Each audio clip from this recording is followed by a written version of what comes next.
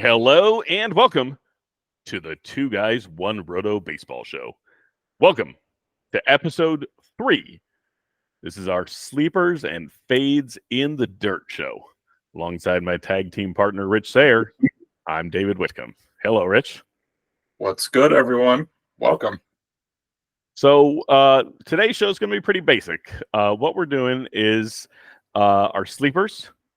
That's defined by our friends over at fantasypros.com, average draft position outside the top 150.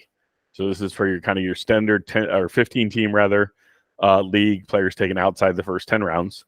And then our fades are going to be players that are average draft position inside the top 75 according to their ADP. And again, this is according to fantasypros.com. We appreciate their help. And the fades, this is just sleepers and fades in the infield today. We do want to preface this by saying we don't have any catchers. We didn't rank a single catcher. It's two guys, one roto's position. Actually, Rich, why don't you share? It's two guys, one roto's position. So I'm also the prospect guy, and I have a mantra: there are no catching prospects. I feel in a similar way when you're looking at fantasy draft position for catchers. There's few and far between that you're going to be drafting someone above 75, and you can actually probably get somebody serviceable during the season. Now, this is in reference to a one catcher or single catcher league. Dave, what are your thoughts on single catcher, two catcher leagues? Right. So we play, I play personally in 4 leagues, 4 fairly serious leagues. I'm not one of these people who plays in 20 leagues and spreads the wealth around whatever. I devote way too much time and energy to the 4 leagues that I'm in, including my home league that's been running for over 20 years that Rich is, of course, a member of. But 3 of those 4 are one catcher leagues. One is a traditional roto league with 2 catchers. Whole different ball of wax, like completely different animal. If you're in a 2 catcher league, yes, you should be drafting a catcher in the top 75, and the sleepers and fades would apply there. It's just not our ball of wax. We're not going to pretend to be experts on something we're not. Actually, this whole show is pretending to be experts on something we're not. But at any rate, this is for one catcher league. So on balance. So follow at your own risk. Right. There we go. So, all right. So we're going to dive right in, and I think we're going to start at first base. Rich, why don't you lead us off with your sleeper at first base? So one of these years, I'm going to be right, or maybe I never will. You never know. But I have been a fan of Alex Kirilloff for a long time. Love the upside here. Has not obviously put it together completely. Now, nice season last year. But injury shortened season, and that's really been the story. So off season, shoulder surgery again, I believe, but for the first time in a long time, he's healthy in camp. So is that going to carry over? Who knows? If you're betting, you're probably going to bet the under on that. I don't blame you at all. But this is someone that's exhibited significant power, hitting skills, on base ability in the minor leagues.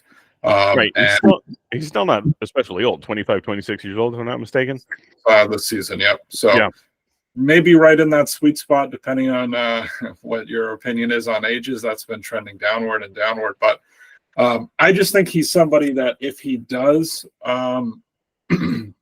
stay healthy, he's going to be a significant player at the position. So it's not somebody that there's a little bit of upside there and maybe you'll get a little bit of return. Somebody that could be a key contributor for you if he's healthy.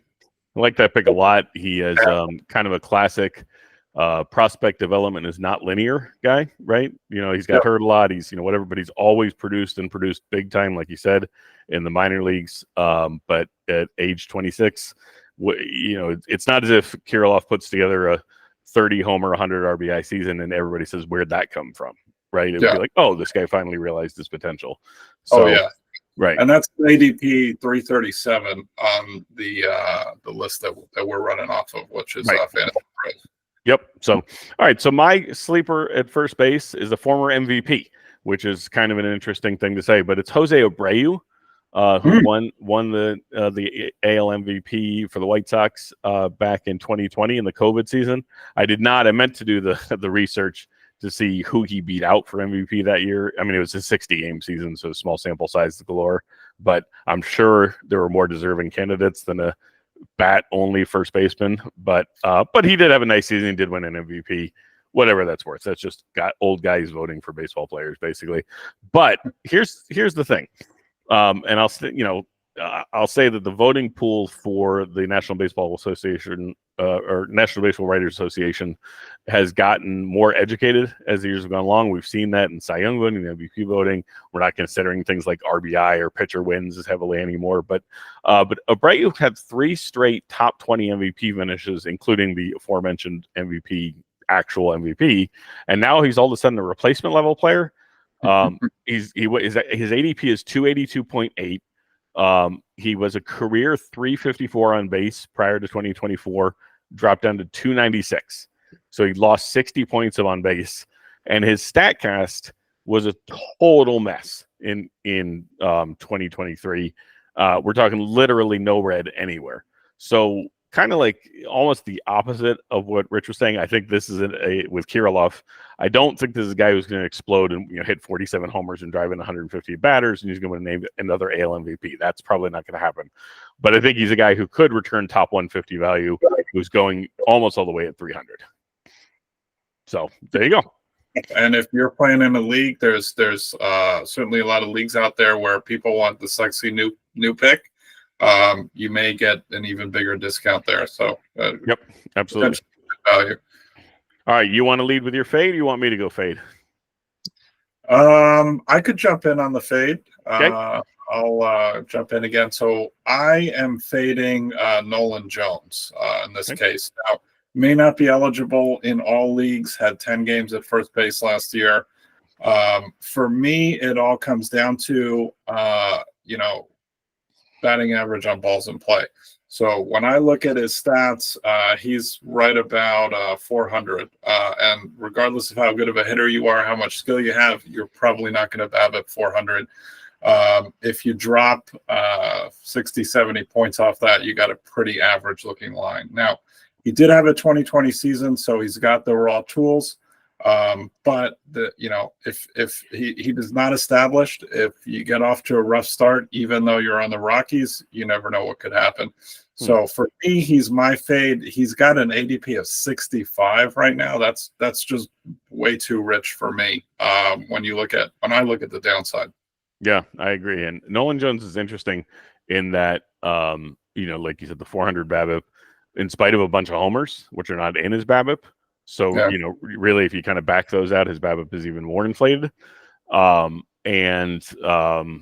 He is kind of the inverse argument of Alex Kirilloff, where prospect development isn't linear. Well, Nolan Jones is the Kirilloff that popped last year. Now, can he sustain it, right? So, we'll see. I don't know. Leading into my fade at first base, this one was an easy one for me. I wouldn't be surprised if he's on a lot of national lists for fade at first base, but it's Cody Bellinger. Cody Bellinger, this is, again, we're going to go with the StatCast. The for those of you fantasy baseball players out there not using Baseball Savant, you're doing yourself a disservice. It's just a fun site to use. It's got all kinds of stat tools, all kinds of metrics, but it's also got all kinds of highlight videos. It's just a great, fun site to use. But okay, Cody Bellinger, 55.8 average draft position. So we're going right in the middle of the what is that? Towards the end of the fourth round, I guess, right? Yep. And his average exit velocity was half of Abreu's. Okay, his average barrel almost half. His hard hit 20% of Abreu. He's going 230 picks higher. Explain this to me. I don't. If the StatCast numbers were switched and Abreu, everybody would just be saying Abreu had a down season, and Cody Bellinger, kind of stinks now.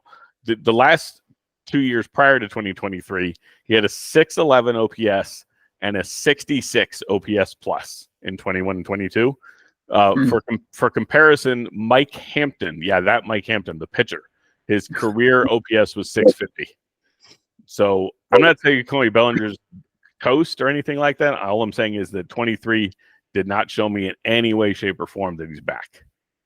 Well, and especially if you're in a classic roto league, I'm looking at 210, I'm looking at 165, I'm looking at 239. Those are batting averages the last 3 years. So there's a lot of downside there. And I think you're right. Like, I'm guilty of this too. He had a good year last year. You say, okay, he's back. He had that great year a while back. And I didn't really even look at the StatCast numbers until you start hearing some of the stuff. Why isn't he signed yet? Why isn't he getting the money he was looking for and all that stuff? So, yeah. Yep. So, all right, you want to lead off with your second baseman sleeper, or you want us to lead off with the fade this time? I'm an upside guy. All right. Well, so I'm gonna go with delivering the good news to the people. The good news to the people. So this has been somebody I've been a fan of for a long time. Again, coming from the prospect side of things. For second base, my sleeper is Colt Keith, 256 ADP. Fantastic hitter. I think in real life you have some questions about the defense. How does that play? What position is he going to play? But I think it's all there from a batting perspective. I think you're gonna see a lot of return, and with the contract, I think he's ready to go right off the bat, and you're going to get a great value there. Right, that's interesting because Keith, no question, right? The bat is there, and if they didn't have Torkelson, I wonder if they wouldn't just move him to first base, right? Right. But yeah, like you said, whether his defense can stick, hard to say. With the shift gone now, you can't just plop him in and just kind of say, just don't let anybody ever hit the ball with this guy and we'll be fine. Not to say he's an atrocious defender or anything like that, but he's probably certainly considered by most people to be probably adequate at best at second base.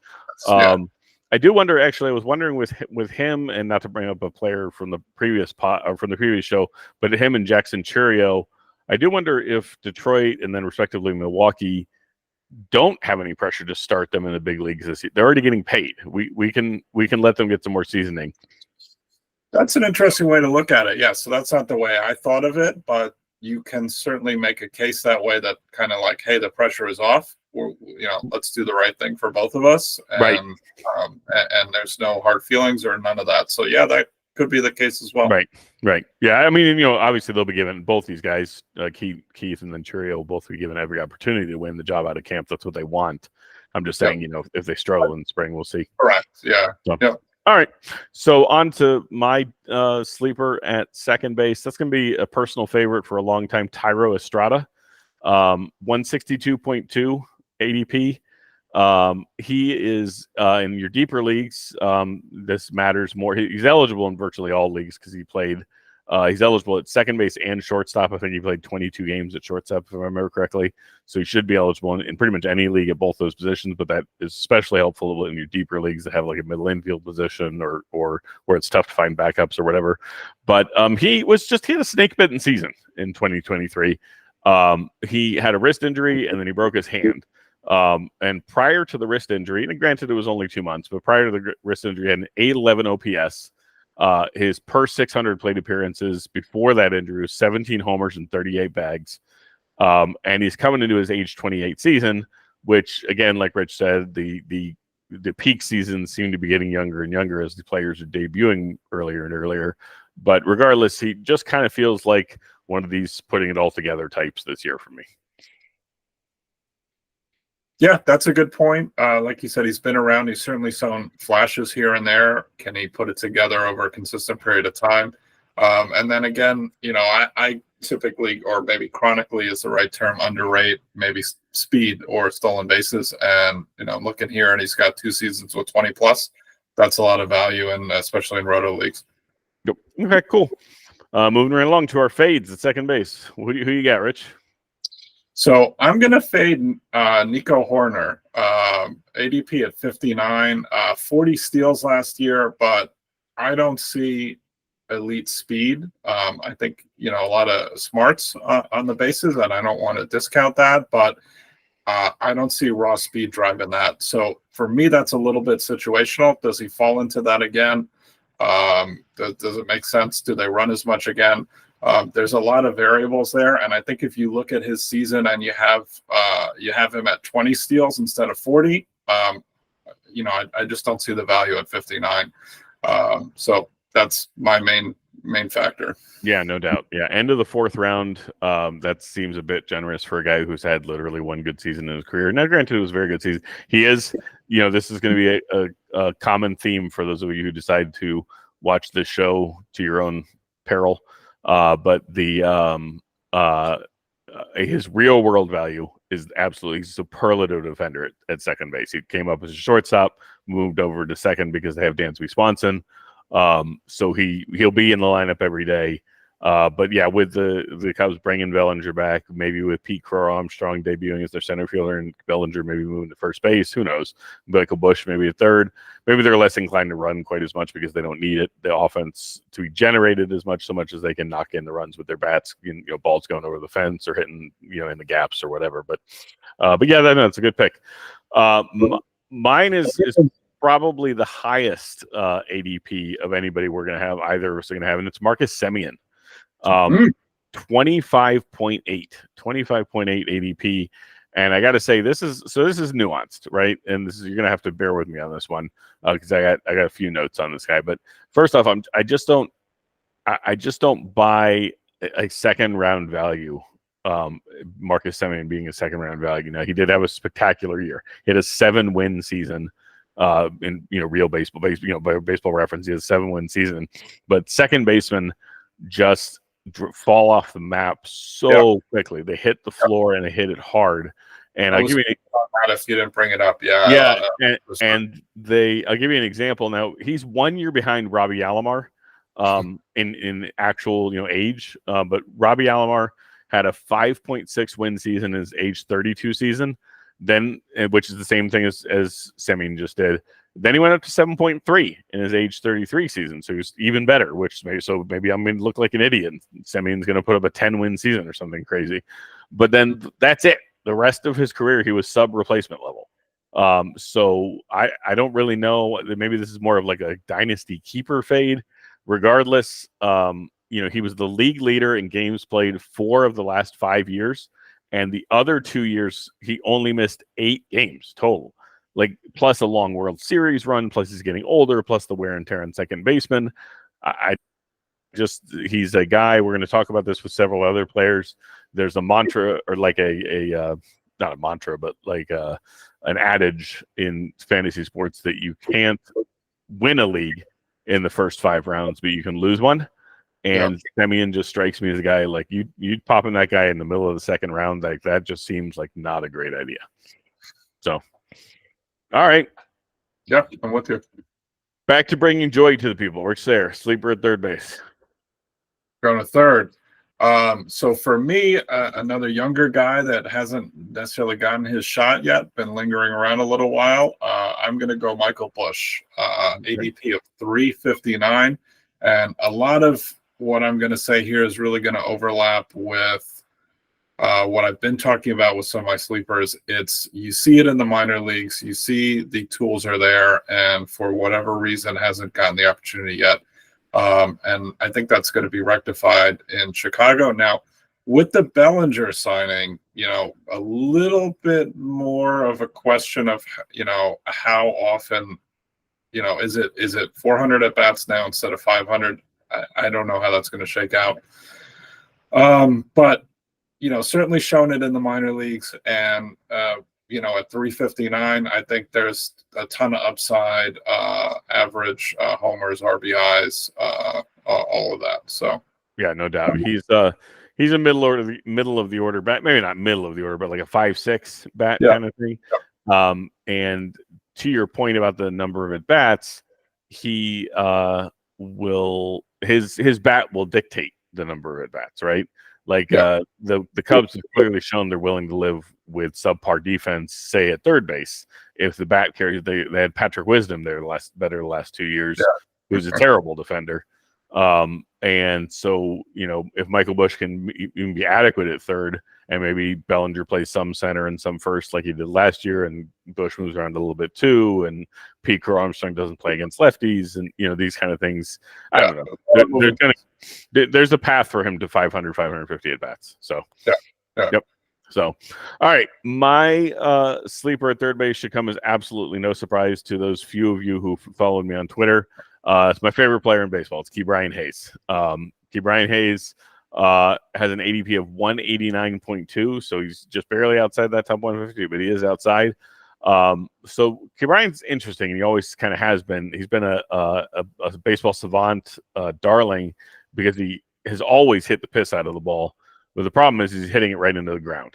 And so in today's baseball, with the fielders that we have and the positioning that we have, whatever, like, it doesn't matter if you're hitting at 108. If you're hitting it into the ground, somebody's scooping it up and getting you out, right? And so he doesn't really walk, hits into the ground too much, except for from beginning of August to the end of last year when he came back from an injury. He had an 874 OPS, and he suddenly started hitting the ball in the air more, hitting more line drives, hitting more doubles, hitting more dingers. And so on that pace from August 1st through the end of the season, so it's, again, small sample size, but, basically a 2-month sample, his pace over 600 plate appearances was 165 runs plus RBIs, so those two stats combined, and 28 dingers. And as is, again, just going to be a refrain for me, his defense is going to keep him in the lineup as long as he's healthy. So for those of you, not necessarily in roto leagues, but those of you in points leagues in particular, you can live with a little bit less production because he's not going to ever sit, ever, right? He's going to be in that lineup literally every single day as long as he's healthy. Whereas somebody like we were just talking about, Michael Busch, his glove is not going to keep in the lineup. So he's got to be hit. He's got to be hitting. Ke'Bryan, they're just going to keep rolling him out there. Yep. So, all right. Why don't you head to your fade at third base? So my fade at third base, I hate to do this to you, is going to be Royce Lewis. Okay. He's an ADP of 6 right now, got all the buzz, all of that. My comment, I'm going to, short and sweet on my little note card here is, I love the talent, but health can be a skill, and I haven't seen that from Royce in particular at this point. Yep. Totally agree. Now, Royce Lewis is also my fade at third base, and that probably comes as a surprise to those of you who know me a little bit. He goes against a lot of my, again, my talking points or whatever. Always bet on pedigree, right? He was the first overall pick, but he was the first overall pick in 2017, and he has 257 career at bats. Like, that's not a lot of career at bats, just considering we're 7 years removed from that draft. Now, he was a high school draftee. He was always going to take longer to develop. And he has had some injuries that have mostly been of the unfortunate type, not the I'm brittle type. But, whatever. And in those 257 career at bats, he hits a ton. He's a 149 career OPS plus. So he doesn't just hit, but he really, really hits. But again, going back to what we talked about, or what I talked about Semien, can't win a draft in the first 4 or 5 rounds, but you can lose one. I want a lot safer bet than Royce Lewis in the early 5th. Yep. So, all right, and then we're going to wrap it up here at shortstop. Rich Sayer, want to go ahead and lead us off with your sleeper at short? So I'm going to keep it on the Twins infield. My sleeper is Carlos Correa, ADP 219. We're talking about Carlos Correa. So seemingly kind of a down season last year relative to 22, but you dig into the numbers a little bit. That's really 60 points of BABIP is the difference. Career low BABIP 272 in 2023. Every other season he's been in the 300 to 330 range. So the one concern there is there's no speed anymore, so he's not legging out any singles to keep that number up. Mm-hmm. But you push that up 30, 40 points, and you have a pretty solid season. And then go for a guy outside of 200, I'll take him. Absolutely. So we have struck gold once again. Carlos Correa is also my sleeper at shortstop, and that should come as no surprise. I told a friend of mine not too long ago that it says here this is the best defender in baseball at any position, Carlos Correa. I have no stats whatsoever to back that up. That's strictly based on the eye test. But that's my opinion. And to your point, he was at least a 3-win player, or way better than a 3-win player for every year of his career when you prorate 2020, the COVID season, right? And now he's suddenly barely above replacement level. And if you look at his Savant page, his average exit velocity was in the 70th percent or 74th percentile, I think it was. His hard hit percentage was in the 78th percentile. His sweet spot was in 19th percentile. So you see, he just never ever was putting the ball on the bat on the ball rather in the right spot. So it says here those stats correct themselves. He's the top 50 hitter in baseball this year. There you go. So there we go. All right, close it out with your fade, bud. So I'm going to fade Ha-Seong Kim, and that's cheating a little bit. He's outside of the top 75. He's got an ADP of 82. I didn't see anyone really at the position inside of 75 that I really wanted to fade, so I stepped out of the box a little bit. Okay. But for me, he's more of a compiler, so that's not a terrible thing in points leagues. Not great in Roto, but I see him more as more downside. If you have a bad, I'll talk about it a lot, BABIP. It's something I look at. It's one of the first things I look at. Maybe just bad luck, but you have a stretch or a half a season where you're having some bad luck, and I think without any standout other tools necessarily, there's a lot of downside there. Okay, interesting. I like Kim a lot. They're moving him to shortstop. They're moving, their big offset, one of their big offseason signings from last year, Bogarts, to second base. They believe that Kim's defense outshines Bogarts. They don't have a lot of their options at shortstop unless they want to move Machado back to shortstop, which I don't see happening. But so I think Kim stays at shortstop, but I do agree with at 82. I mean, there's only risk there. There's no reward. He's not going to turn into a top 50 player. There's virtually no path for that whatsoever.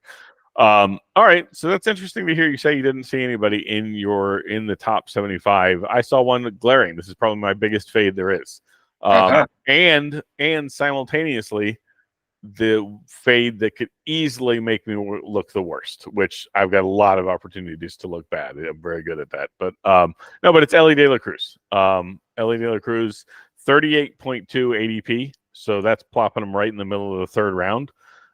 He's the only fade that either of us have offered here with a chance to finish as literally the best player in fantasy baseball. Like, he could finish at number one overall. Okay, but the struggles are well documented. He pre-All-Star break, he had an 887 OPS. Post All-Star break, he had a 627 OPS. In the last 50 seasons, 25-year-olds playing on the left side of the infield at 6'5" or taller. Okay, with 30 home run seasons, two guys, Troy Glaus, Chris Bryant, both wildly different skill sets than both patient hitters, high OBP guys, not free swingers, whatever. Not to say that Elly can't do it. I'm just saying nobody like Elly has done it in the last 50 years, right? He's another guy who could lose your draft in the first 5 rounds, especially right in the middle of the third round. Geez, but he also, it's the same as we talked about with Kirilloff. He could put up Acuna season last year. If he went 40-70, nobody would say, where'd that come from? They would be like, oh my gosh, Elly De La Cruz is maybe the best player in baseball. Yeah. So, to your point, I think like the variance is off the charts, right? So you can see a narrative, I was just going to mention that you could see a narrative where he puts up an Acuna type season, maybe not the batting average, but the homers and the steals, and that I don't think would be shocking. And you could also see a narrative where he goes back to the minor leagues for most of the season, and I don't think that should be shocking to anyone either. Right. So learns to play center field or something. Yeah. So maybe a little bit of a blind spot. That's one of my guys there. I do, if you've been following De La Cruz as he's come up, certainly he's a young guy. He's got a pretty distinct pattern of taking a little while to figure it out and clicking in and then taking off. And you've seen that pretty much at every minor league level. So the major leagues is not anything like the minor leagues. So we'll have to actually see that there. And he had a little bit of a hot start, so that was off pattern for him. But certainly scuffled a little bit in the second half. Longest season he's played so far. So we'll see. But yeah, maybe a blind spot on my part.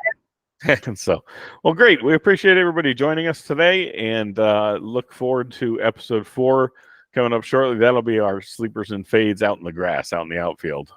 So thanks to everybody taking the time. Have a great day. Thank you.